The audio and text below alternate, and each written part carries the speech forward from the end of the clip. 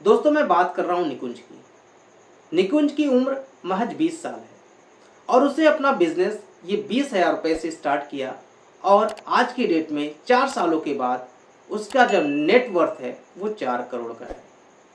तो निकुंज ने ऐसा क्या किया, ऐसा कौन सा बिजनेस कॉन्सेप्ट लगाया, ऐसा क्या सिस्टम किया, इसके बारे में हम समझते हैं। दोस्तों निकुंज भी पहले बहुत परेशान था क्योंकि उसके पास अपने पिता का साया नहीं था, माँ घर में अकेली थी। तो निकुंज 15 साल की उम्र में ही अपने मार्केट में एक कपड़े की दुकान पे जॉब करने लगा। 3 सालों के बाद जब उसे कपड़ों के बारे में थोड़ी सी जानकारी हुई तो वो भी अपना बिजनेस करना चाहा। तो अपने बचाए हुए पैसों से ही निकुंज ने उसी मार्केट में एक दुकान ली। अपनी माँ के असहमति के साथ निकुंज को यह भी नहीं पता था कि किस सप्लायर से कपड़े मंगाने हैं। निकुंज ने ये टारगेट कर लिया था कि सिर्फ मुझे जींस का काम करना है और निकुंज ने ये सोच लिया था कि जींस का काम करना है और 4 टाइप के ही जींस का काम करना है। निकुंज ने गूगल पे सर्च किया, इंडिया मार्ट की साइट पे गया और वहां से ढेर सारे सप्लायर से कांटेक्ट किया, अपने कांटेक्ट डिटेल को उनके साथ शेयर किया। जितने भी सप्लायर थे लोगों ने अपने कैटलॉग, अपनी प्राइसिंग, अपनी क्वालिटी ये सारी निकुंज के साथ शेयर किया। निकुंज ऑलरेडी उसके पास थोड़ा सा 3 साल का एक्सपीरियंस था, तो अच्छा खासा वो बार्गेनिंग करके एक अच्छे सप्लायर से कांटेक्ट करके 20,000 रुपये का एडवांस पे करके 40,000 रुपये का प्रोडक्ट ले लिया। दोस्तों निकुंज का जो सेल करने का तरीका था वो बहुत ही यूनिक था। निकुंज ने मात्र 4 टाइप के ही प्रोडक्ट मंगाए, 4 टाइप के ही जींस मंगाए और अपने उस जींस पे उसने 2 टाइप के डिस्काउंट दिए। एक तो फ्लैट डिस्काउंट, दूसरा कूपन सिस्टम।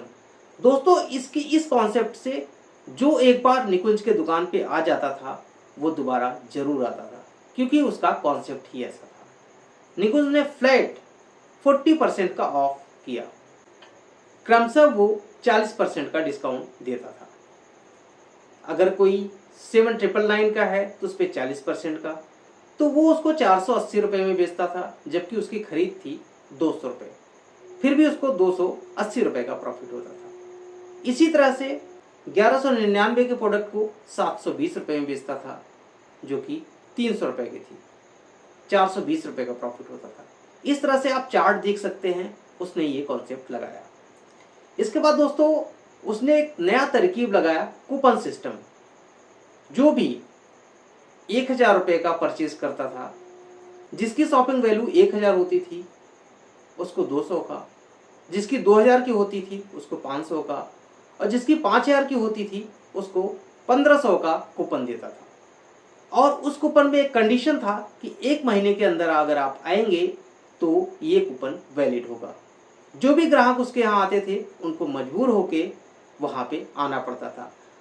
सबसे बड़ी बात यह है कि निकुंज ने उस टाइप की क्वालिटी भी रखा था जिससे कि जो भी ग्राहक आते थे उस प्रोडक्ट से, उस जींस से काफ़ी संतुष्ट होते थे और नेक्स्ट टाइम जरूर आते थे और साथ में ही दूसरे को भी रेकमेंड करते थे। यहाँ पे फ्लैट 40% का जो उन्होंने ऑफर रखा था उससे ग्राहक को भी कोई परेशानी नहीं होती थी, मोल भाव भी नहीं करना होता था और निकुंज को भी कोई प्रॉब्लम नहीं होती थी। निकुंज भी आराम से अपने कम टाइम में ज़्यादा काम कर लेता था। निकुंज की ये एक सबसे बड़ी क्वालिटी थी। निकुंज ने जो यहाँ पे एक ऑफर रखा था, जो कूपन सिस्टम रखा था कि जो भी 1,000 रुपये का परचेज करेगा उसको 200 रुपये का कूपन देता था और 1 महीने पे जब भी कोई आता था तो वो क्या करता था, जो भी आप प्रोडक्ट परचेज करता था उस पर 200 रुपये का डिस्काउंट कर देता था और जो फ्लैट उनका डिस्काउंट है वो तो होता ही था। निकुंज को उसमें कुछ कंडीशंस थी कि जितने का कूपन है उससे कम 3 टाइम्स का प्रोडक्ट आपको परचेज करना होगा, ये उनका एक कंडीशन था।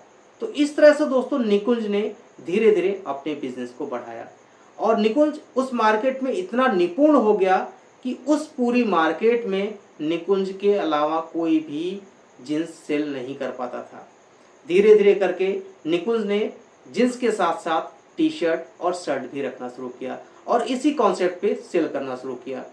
अगले 2 सालों में ही निकुंज ने एक अच्छा खासा छोटा सा शॉपिंग मॉल ओपन कर लिया, जहाँ पे वो बच्चों के कपड़े, लड़कियों के कपड़े और साथ में जीन्स टी शर्ट्स भी वो सेल करने लगा। तो दोस्तों ये कॉन्सेप्ट बहुत ही अच्छा है। अगर आप चाहते हैं तो इस कॉन्सेप्ट पे वर्क कर सकते हैं। आगे आने वाले टाइम पे जो निकुंज का एक अपना मानना है, एक अपना उसका प्रोजेक्ट है कि वो एक मॉल भी ओपन करेगा। मिनी मॉल से एक सुपर मॉल भी ओपन करने की उसकी प्लानिंग है। तो दोस्तों कोई भी बिजनेस आप इस तरह से कुछ यूनिक आइडिया लगा के कर सकते हैं।